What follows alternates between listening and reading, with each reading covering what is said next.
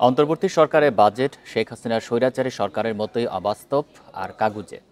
প্রস্তাবিত বাজেট নিয়ে বিএনপির আনুষ্ঠানিক প্রতিক্রিয়া এই মন্তব্য করেন স্থায়ী কমিটির সদস্য আমির খসরু মাহমুদ চৌধুরী। শিক্ষা খাতে কম বরাদ্দ এবং বিগত সরকারের অপরিকল্পিত প্রকল্প নিয়ে সুনির্দিষ্ট নির্দেশনা না থাকায় বাজেটে মানুষের আকাঙ্ক্ষা পূরণ হয়নি বলে মনে করে বিএনপি।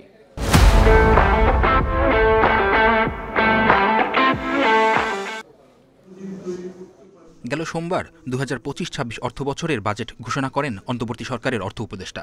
এ নিয়ে দুপুরে রাজধানীর গুলশানে আনুষ্ঠানিক প্রতিক্রিয়া জানায় বিএনপি। আলোচনায় আসে মানুষের জীবনমান, শিল্প, শিক্ষা, পরিবেশ সহ বাজেটের সার্বিক বিষয়।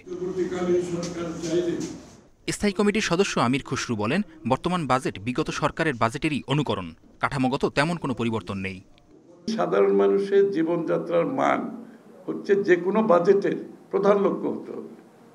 তার জীবনযাত্রার মান যাতে এফেক্ট, সেটা আপনার কর পলিসির মাধ্যমে হোক, প্রথম লক্ষ্য হওয়া উচিত। সেইগুলো উপেক্ষিত হচ্ছে। আমাদের দুঃখটা সেখানে যে আন্দোলনের জন্য, যে বৈষম্যহীনতার জন্য আমরা আন্দোলন করেছি, তার কোনো প্রতিফলন আমরা এখানে দেখতে পাচ্ছি না।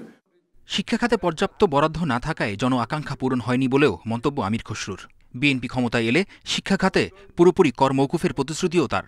আরও বলেন, বাজেটে বিগত সরকারের অপরিকল্পিত উন্নয়ন প্রকল্পের বিষয়ে সুনির্দিষ্ট নির্দেশনা আসেনি। বিনিয়োগ কমছে, কর্মসংস্থান কমছে প্রতিদিন। তাহলে আর এই ধারা তো এটা তো নিম্নমুখী বিষয়টা। যত তাড়াতাড়ি নির্বাচনের মাধ্যমে একটা নির্বাচিত সরকার আসবে, এটাকে রোধ করা সম্ভব, এই একমাত্র পথ, আর কোনো পথ তো নাই। নির্দিষ্ট খাতে রাজস্ব না বাড়িয়ে খাত বাড়ানোর তাগিদ দেন আমির খসরু। খরচের জন্য সরকার এখনও ব্যাংক খাতের উপর বেশি নির্ভরশীল বলেও মন্তব্য তার।